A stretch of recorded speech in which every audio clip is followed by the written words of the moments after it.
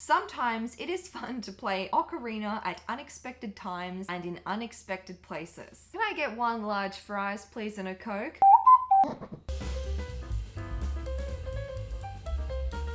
Hello everybody, my name is Prudence. Welcome back to my channel. If you're new here, I make weekly music, art, film, and video game content. If that sounds like something you'd like to see, don't forget to smash that subscribe button and tap that notification bell so you never miss an upload. So in today's video, I'm going to be talking all about my first 4 weeks of learning the ocarina. So this ocarina is from songbirdsocarina.com. It's a 7-hole Legend of Zelda Ocarina of Time replica. The ocarina is classed as a vessel flute instrument, and it's actually my very first wind instrument ever. But I do think that there are some parallels between this instrument and voice. The first thing I really wanted to focus on in my first week was figuring out the breath pressure. I was getting a really intense squeaking noise when I first picked up the instrument, like this.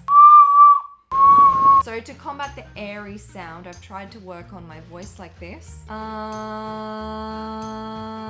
And keeping a steady stream of air and pitch. So when I transfer that to the ocarina, I get the same effect.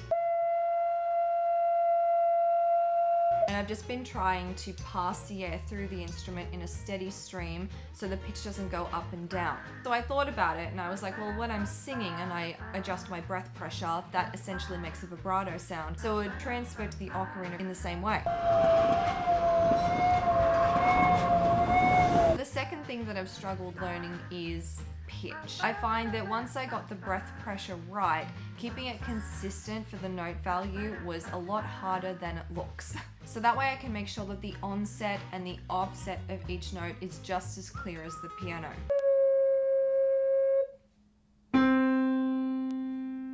The next thing I've run into is articulation. I didn't quite realize how much would be going on inside my mouth, because I think when I saw people playing, they did it with so much ease. I was like, well, I can do that too. No, it's not exactly that easy, Prue. So I did some research and I realized that if you make a toot toot toot toot noise, T-U-T-U-T-U, over and over again on a C note, then I can get the articulation right when playing on the ocarina. Toot toot toot toot. My main goal over the last few weeks is just to make sure that the notes are clear, the onset and offset is clean, and each note is steady in pitch.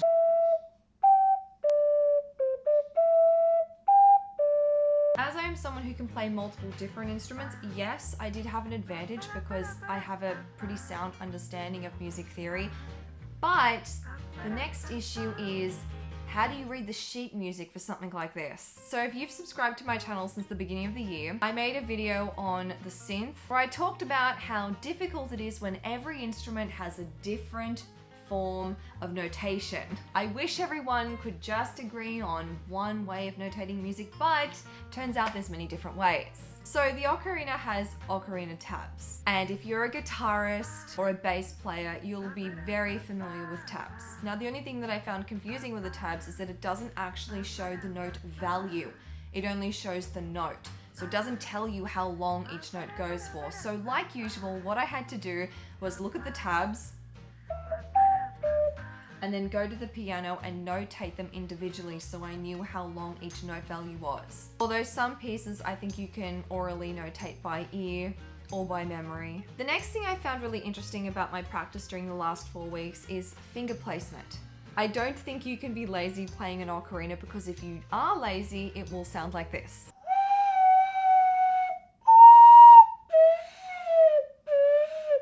And that's if your finger placement isn't on the ocarina properly. It's kind of like this melting pot of using articulation, the finger placement, and the breath pressure all have to come together in order to play the instrument. I kind of thought to myself, well, this is very similar to a sustain pedal on a piano, or muting a string on a guitar, or removing my hands from the theremin.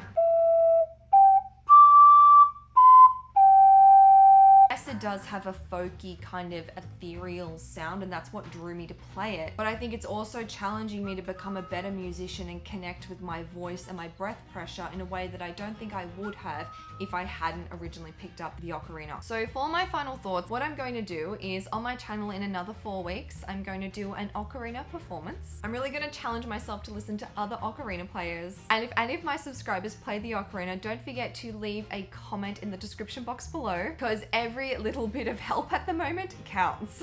So if you'd like to stay up to date with me learning the ocarina, don't forget to drop me a like, smash that subscribe button, and tap that notification bell so you never miss an upload. And I will see all of you guys in next week's video.